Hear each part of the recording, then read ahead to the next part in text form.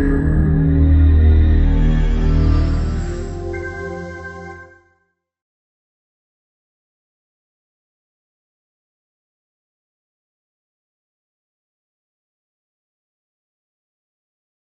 do we get this up on? How do we get this up on the onto screen? here? The cable, I guess, to. Well, it's plugged in. Okay, let's EJ1 document camera. Try that one. There we go. So Look at that. excellent. Hello everyone, thanks for coming along. Yeah, just want to introduce Colin Eustace. He's an associate at Aurecon, works with me in the simulation team there.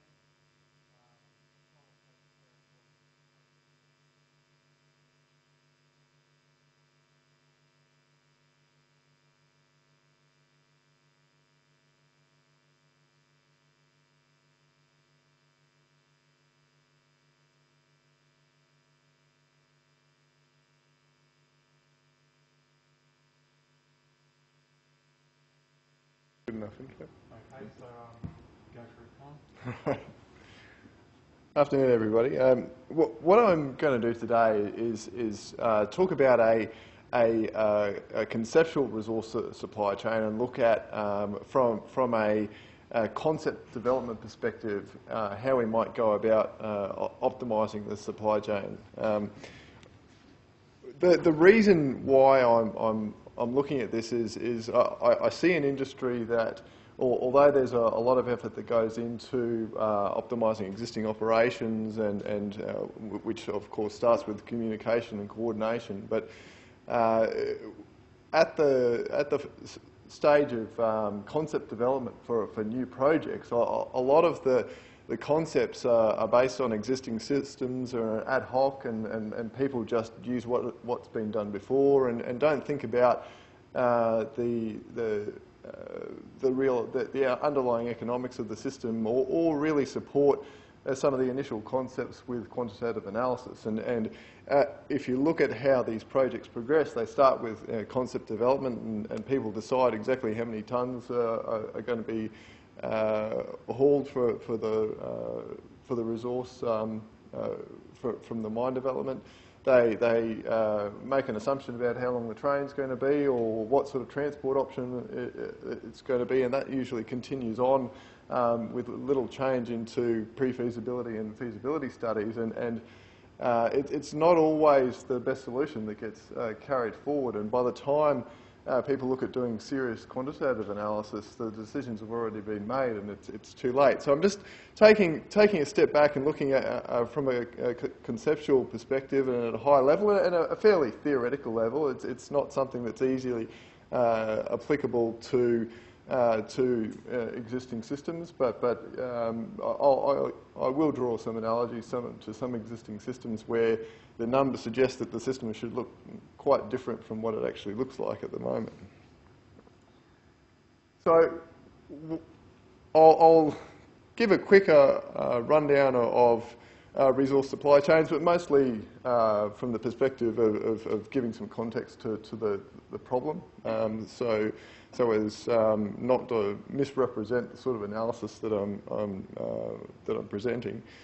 I'll have a look at supply chain metrics and think about what are we trying to optimise in this supply chain, and then I'm just going to dive into the form of the problem and some of the model and some of the results that we're seeing, and we can talk about some of the conclusions. Feel free to interrupt me as we go. There's a lot of underlying detail that I'm not going to go into, so if in keeping the discussion at a high level I skip some important steps, just stop me and say I don't follow, you've missed something. So here's a simplified representation of a resource supply chain. So there are many steps to getting a resource from the ground to the end user. including mine, the run-of-mine stockpiles, the coal handling or ore processing plant, land transport, loading port, shipping, unloading port to the final destination. Not every resource supply chain will have all of these steps. The point of this slide, though, is all I'm really focusing on here today is the land transport. So what I'm looking at is basically a conveyor feed from a coal handling preparation plant or ore processing facility for copper or some other mineral to supply to a loading port or a smelter or whatever the destination is.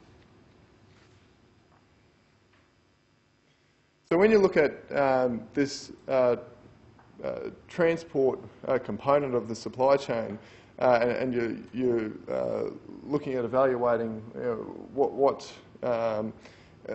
the best outcome, there are a number of things that come to mind. Obviously, it needs to meet certain capacity constraints.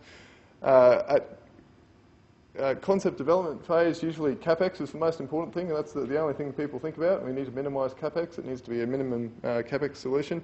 Sometimes there's an objective to, or there is some focus on OPEX, but it's usually not really connected to the CapEx, the capital cost. It's some intangible idea that we want to minimise operating costs, but at what costs for the capital of the system.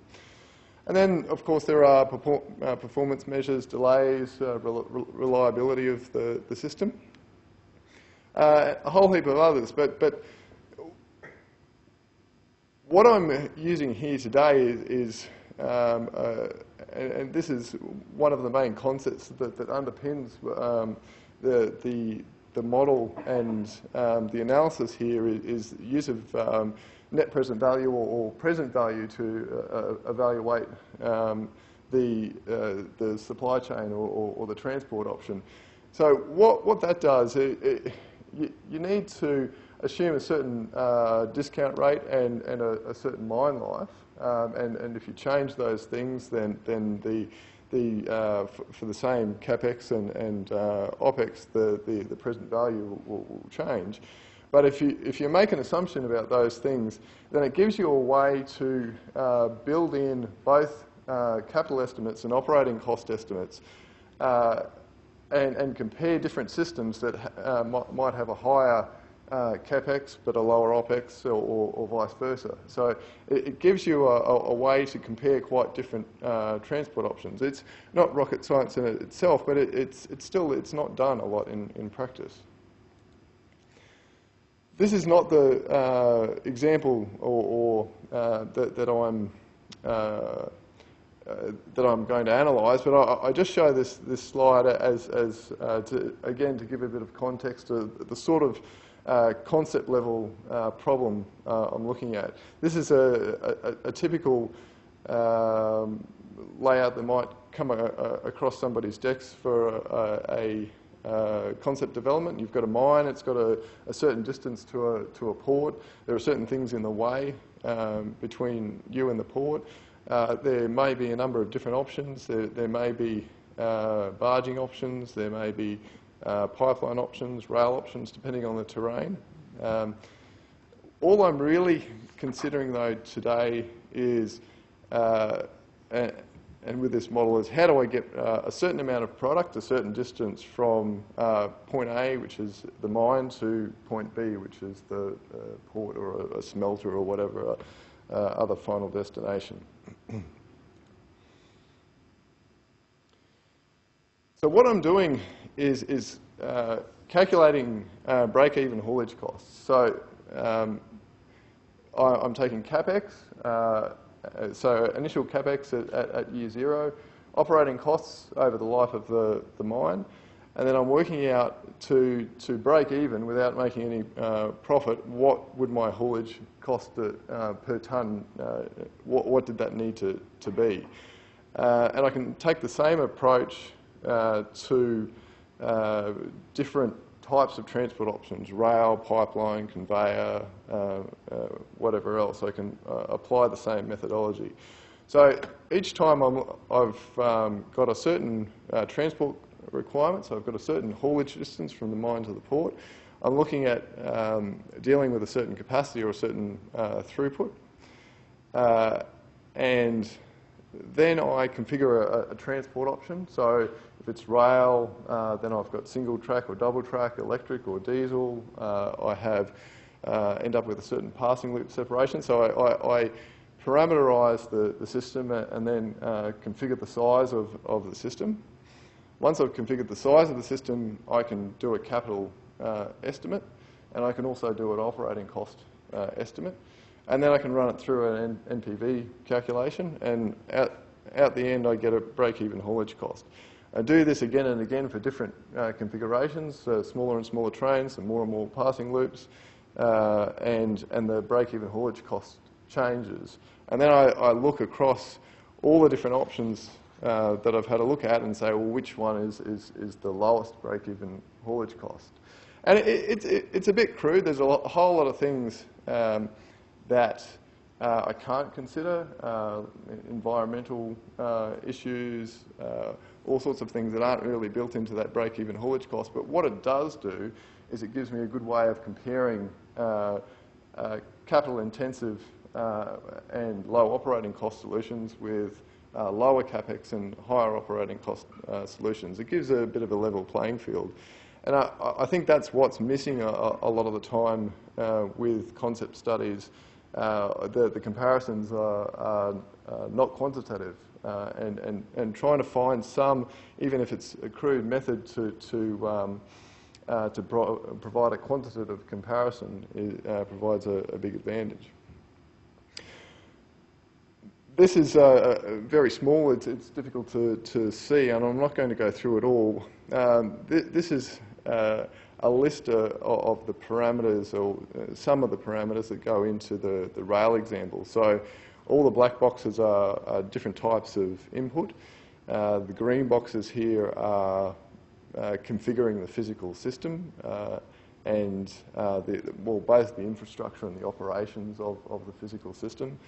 And then with input unit costs, I develop a capital and operating cost estimate. So, for example, I'm looking at rolling stock details, locomotive types, which come along with a fuel consumption, wagon length, mass, capacity. I can change all of those things, and it'll change the number of tonnes that a train or a consist can carry, and that'll change the required operations to meet certain objectives. So all of those things are parameterized, and I can change through a range of values for those particular parameters and see how the break-even haulage cost changes. And that way I can look at what is the best consist length, what is the best locomotive type, or that sort of thing. So typically what I'm doing is, with these examples that I'll show, is I'm varying haulage distance and throughput, and I'll show you a bunch of charts with haulage distance on one axis and throughput on the other axis. So it creates a picture of potential haulage distance and throughput values, a range of possibilities. The number of wagons in a train consist. Then I calculate for those requirements things like what is your required pipe diameter for a slurry pipeline, or what is your road or rail cycle time for a road or rail solution, what's your belt width, what's the required belt width for a certain throughput for a conveyor. Once I've calculated those things with unit costs for each of those items of equipment, I can estimate the total capital cost. And so I've also got a number of fixed parameters that they are variable but fixed for all of these examples.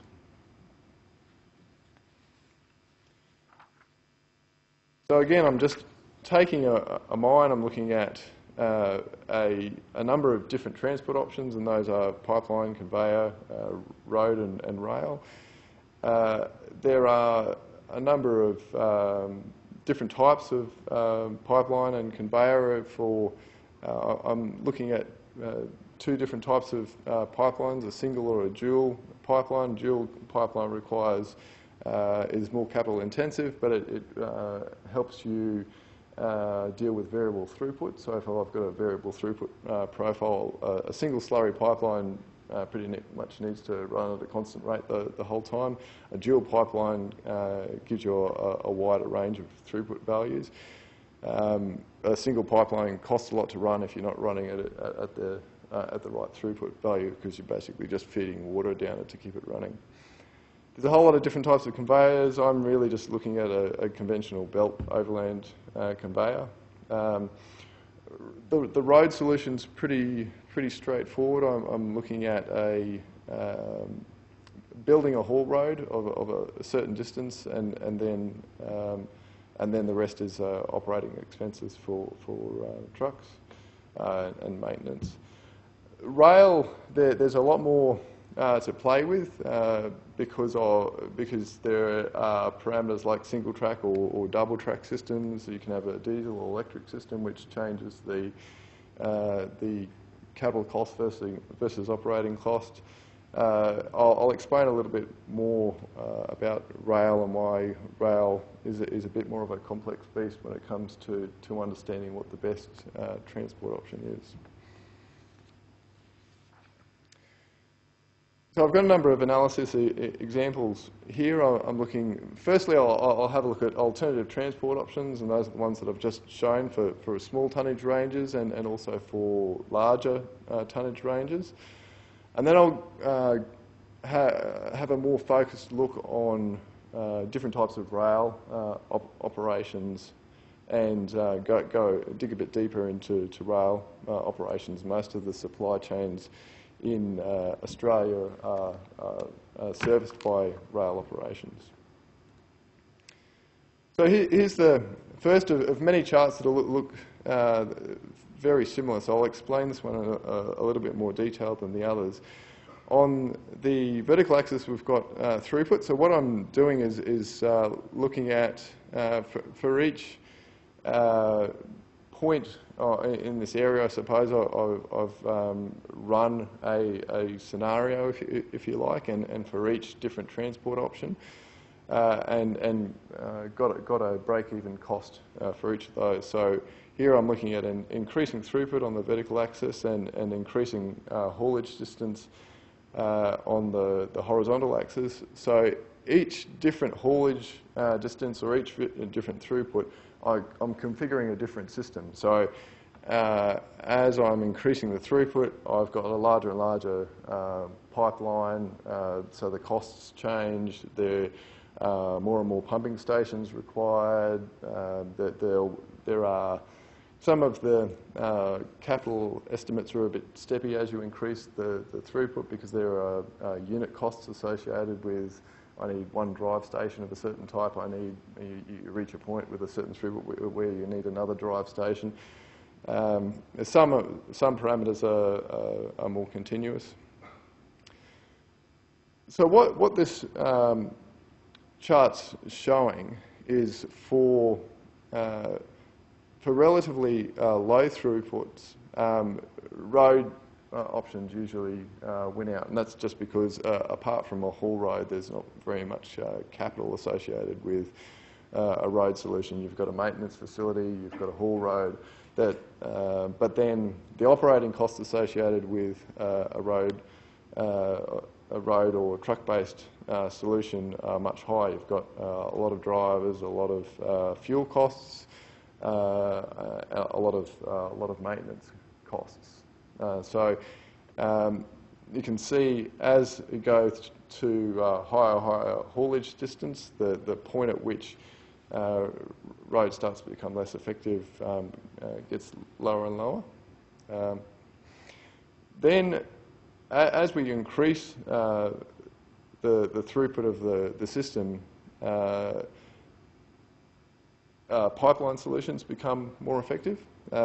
pipeline, slurry pipeline solutions are fairly low capital because if you compare it to a conveyor, for example, there's no moving parts. There's drive stations, there's water intakes, there's dewatering facilities, but the pipeline itself is just steel pipe. So the cost per metre for long pipelines is less than conveyors.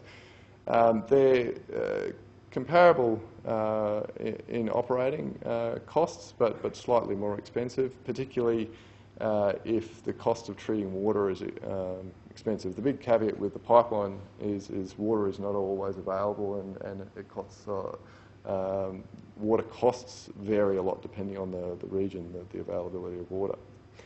For this particular example, I've set a capacity requirement for the transport solution, but then I've got a average throughput year on year of about 2/3 of the capacity. And the reason I've done that is so dual pipeline appears, because without having a variable throughput, the single pipeline option is always cheaper. So dual pipeline, as you increase capacity, the tonnage that you put through the pipeline and the operating costs associated with the lower operating costs associated with running the dual pipeline outweigh the extra capital expenses. As you increase the throughput or the capacity of the system further, the conveyor option becomes the best option. It's slightly more expensive, but much lower operating costs. Then I'll look at a much larger range. So the previous one was from 0 to 10 million tonnes per annum. This is from 0 to 600 million tonnes per annum. Basically, what we're seeing here is a transition from conveyor to rail.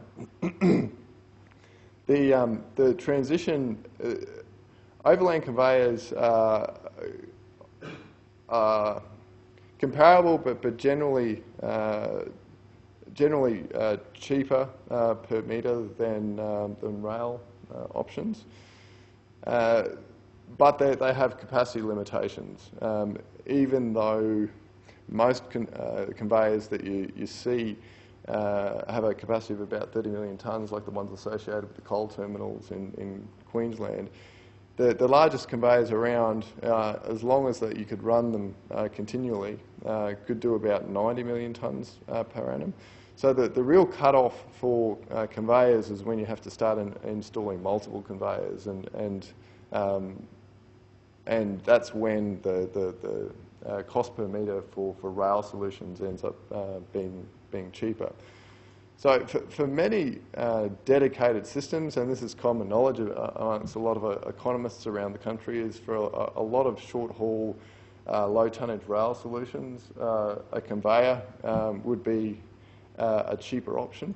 The catch there is if you've got a system where the region's growing, or you foresee that there might be an ultimate throughput for the system of, say, above 100 million tonnes per annum, rail you can continue to expand. Conveyor, you're stuck. You reach a maximum throughput, and then you really just need to install another conveyor. So they're fairly inflexible. Then we've got a whole series of different types of rail solutions, and I'll go into to those in subsequent slides. So here's moving on to rail-specific analysis. So again, I'm looking at moving tonnes from point A to point B. And for the purposes of rail, and because most of the systems around Australia don't have just one mine, they have multiple mines, I'll also look at a simple case where we've got more than one mine. So I'm setting up a very simple parameterized system. So I have a rail loop at each end, and the size of the balloon loops on each end depend on the train length. So as I change the system to deal with different size train consists, I'm changing the infrastructure to suit that consist, and that affects the length of the main line, not to a large extent, but it, because I'm interested in point A to point B, where point A is the loadout and B is the unloader, increasing the size of the rail loops makes the main line shorter. So then I'm looking at also branch line options. So a very simple system, just a specific location where the main line branches and to different mines. I'm assuming each mine has the same throughput and each is the same distance from the branching location, just to make it an achievable problem.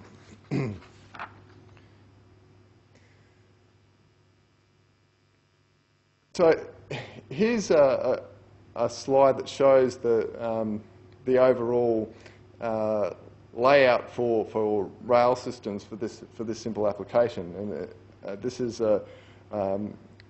coming from an industry where you see a whole lot of different rail solutions, and you're trying to understand, well, is this really the best rail solution? And I think this is a reasonably interesting slide. What this is saying is below about 80 million tonnes per annum, and for short hauls, the lowest overall cost is short haul or short consist diesel trains running on single track with passing loops. As you increase the haulage distance, the best length for the train gets longer and longer and longer. And you can see that, and a good example of that is the ore line in South Africa, which is about 860 kilometres long, and they have 340 wagon trains. I'm not sure if that's the ideal length, but that shows you an example of long haul equals long consists.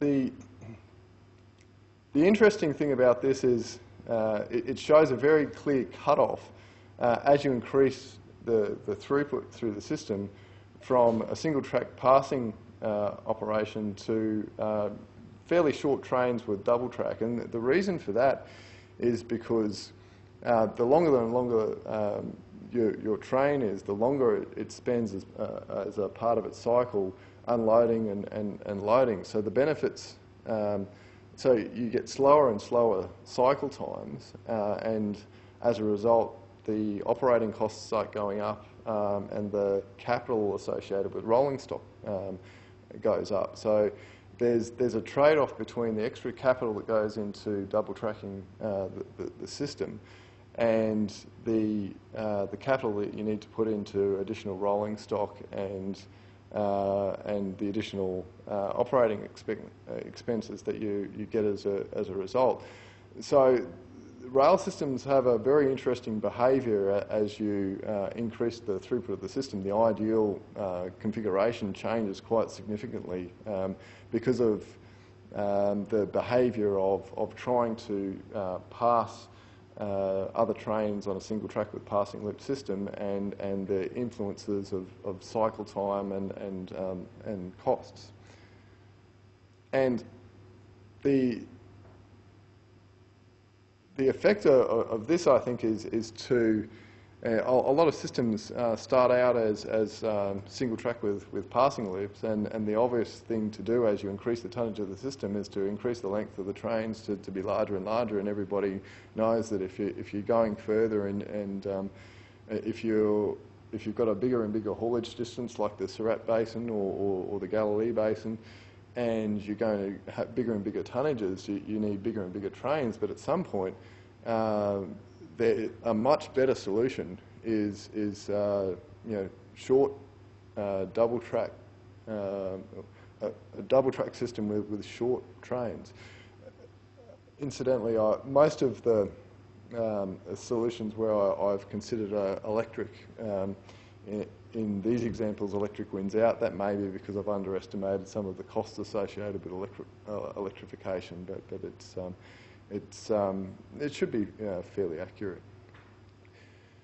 Another example is the Pilbara in Western Australia.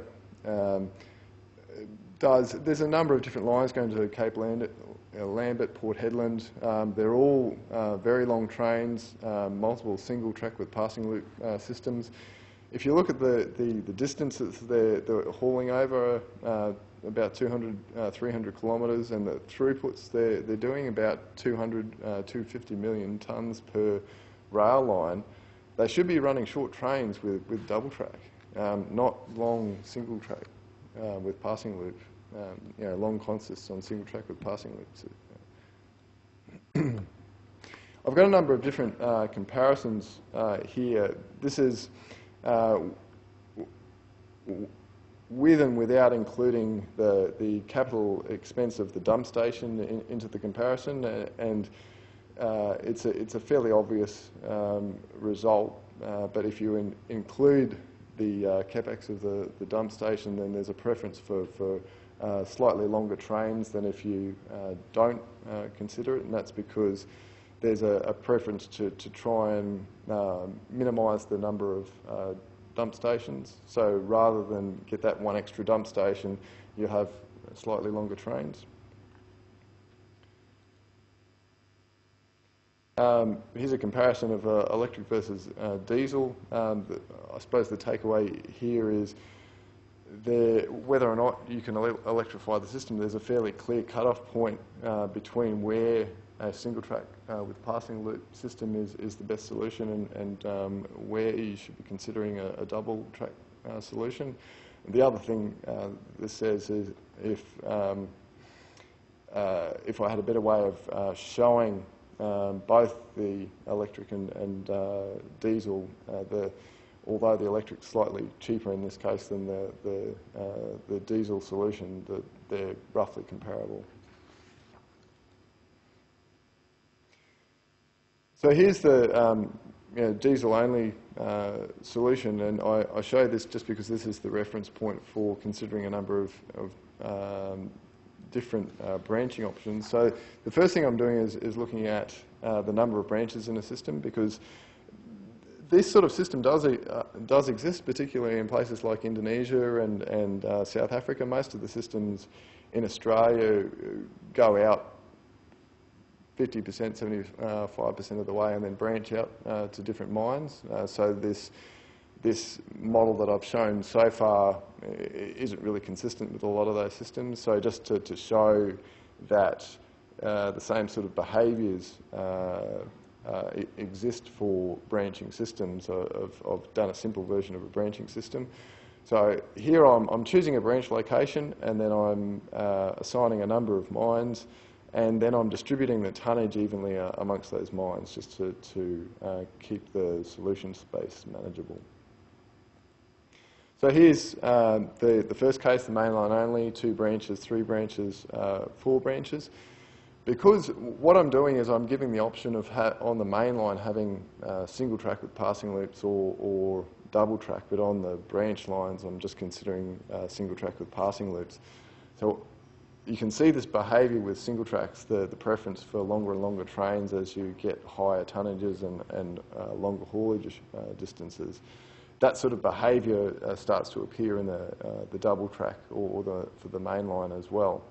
But yeah. All we've done, Simon did most of this actually. We've run the parameterised cost model for just a whole lot of different points for different haulage distances and different tonnages. Come out with an array of costs for the different solutions, and then we've done a comparison of those arrays of numbers where we've got regions for certain solutions that contain the minimum values. Identified where the boundaries are between those regions and shown those boundaries and areas. No.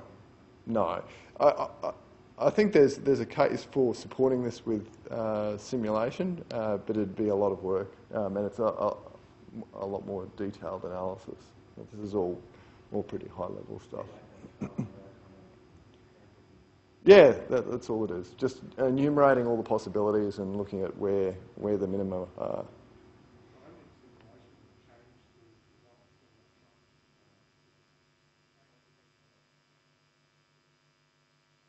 This is just a brute force.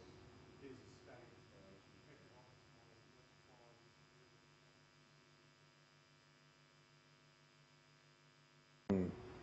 You've probably seen from the charts that I've shown so far, particularly for rail, that they all have about the same shape. And there's a whole lot of different things you can vary, which changes which regions are, or what the shape of the minimum areas are. But I suppose the question is, and it's a standing question, for a reasonable range of realistic Australian parameters, how much does this behaviour change? And most of the costs that I've got in the models are supported by project data, by reasonable benchmarks. It's been critiqued to a certain extent by economists that know a lot more about what the cost should be than I do. And so far, I don't see a whole lot of change in the overlying behaviour or the underlying behaviour. I mean, there's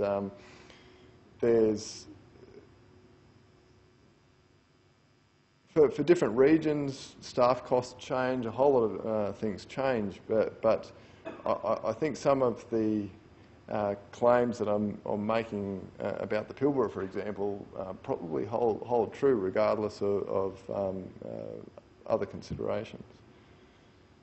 So here's another example, just with the branch lines located at different points along the alignment. And again, a similar sort of behaviour. As the branch lines become longer and longer, there's a preference for more of a single track passing loop operation with longer trains. So the sort of system you might expect to see for an Australian resource supply chain may be more like one of these, where a good portion of the network is branch lines with single track passing loops. So that forces you to minimise the cost of multiple branch lines and therefore have single track with passing loops. That you need longer trains. So that pushes up this transition from a fully single track system to double track system a little bit, and preferences slightly longer trains than you otherwise might have. So one of the reasons I show this simple example is this is just a very it's a high-level conceptual thought experiment, but I see a lot of possibilities to take some of this work further. I mean, I see a lot of concept development studies and a lot of preliminary studies where there's very little quantitative analysis done, and I think one of the reasons for that is because there aren't very good methods or tools out there to support quick analysis of concepts or optimisation of these systems where there's so many different parameters that can change. One thing that I haven't considered here, for example, is the network problem associated with the location of the main line relative to the existing mine. If you take an example where, say, mine A2 has far more throughput or far more output than the other mines, then the system would probably look much more like the green line, where most of the trains have the shortest possible route, and the lower tonnage mines have a longer route. I think there's some interesting problems to solve there, particularly if you build that into the overall capex and opex estimate. There's a you can probably all envisage a tool where you can explore that whole solution space and say, well, I've got these mines and I've got this forecast tonnage, lay out a network. Which parts are double track, which parts are single track, what is my best consist size, do I have, for maybe a bit of a penalty for the mixed consist, is it better to have some longer trains going down these single track passing loop lines and just short trains running up and down this double track main line? And what is the solution that gives the lowest break-even haulage costs? Because there's a lot of money associated with finding a better solution than the ad hoc approach of assuming the Blackwater system has this size train, so we'll use the same train and configure a system around that, which may not be anywhere near the best answer. And that's all I have this afternoon, so if there are any other questions.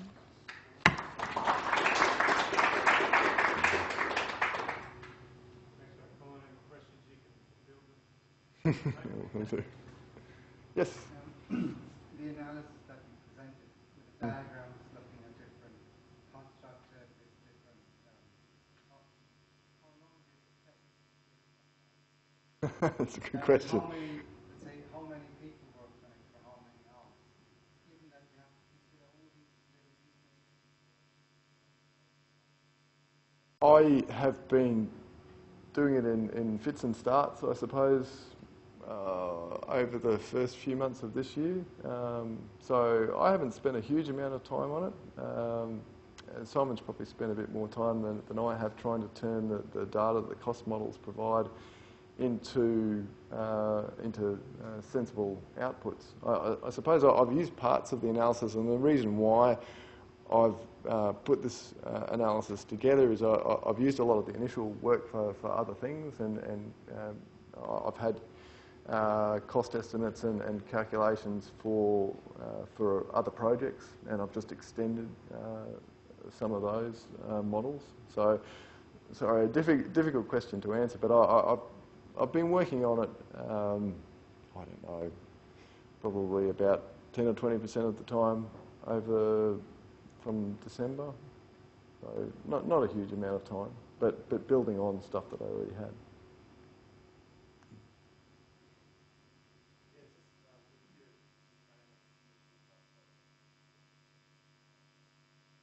Yes. When you were doing it, were you exactly Yeah, that's right. So what I've done is I've assumed a constant power to weight ratio, and I can either set a maximum number of wagons that a locomotive can haul, or I can and set that as the number of locos that I have as an integer, which it has to be in practice, or I can set it to be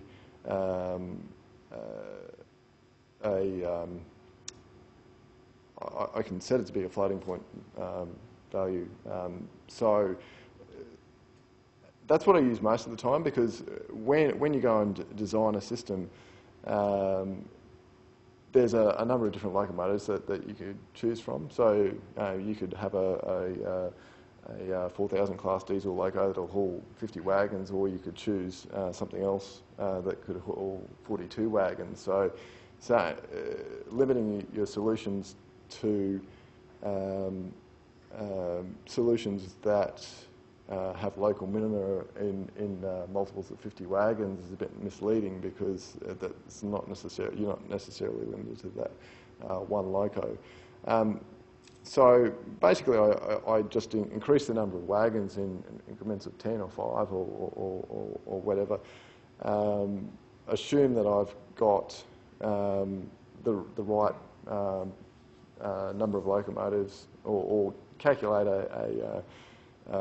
the right number of locomotives to achieve a certain power to weight ratio, and run with that train, and assume it achieves a certain performance consistent with what a one loco 50 wagon train would achieve, which isn't quite true, but for the intents and purposes of the exercise is close enough.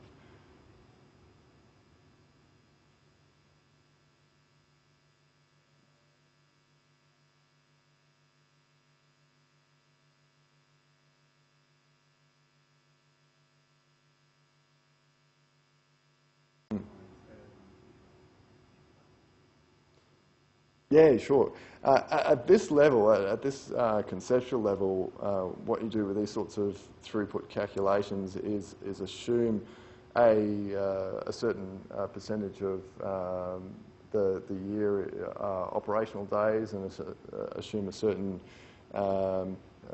proportion of the hours in the year are attributable to certain types of downtime. I haven't varied that for different rail systems to say, oh, you know, a double track system is more robust. It's something that I could consider, I suppose, but there's not a lot of good data on that. So I've just assumed that there's a certain availability and reliability for the railway.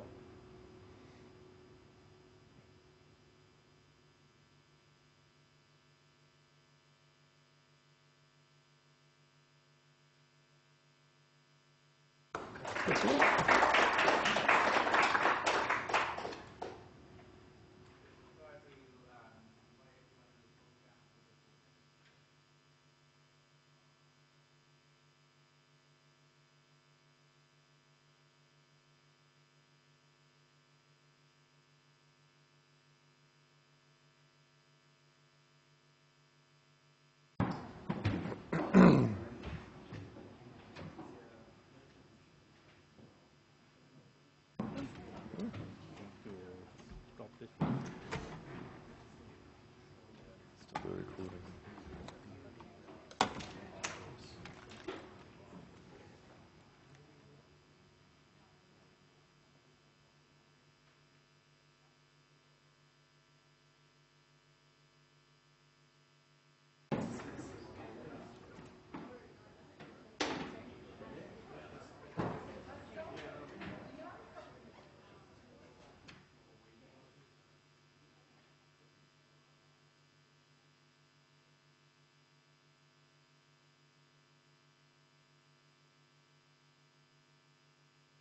How do we stop the recording?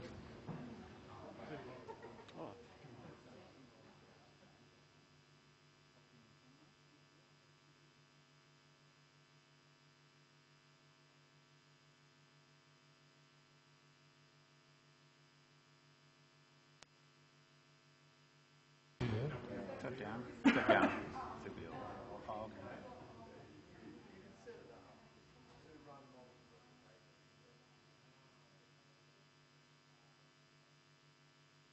Well done.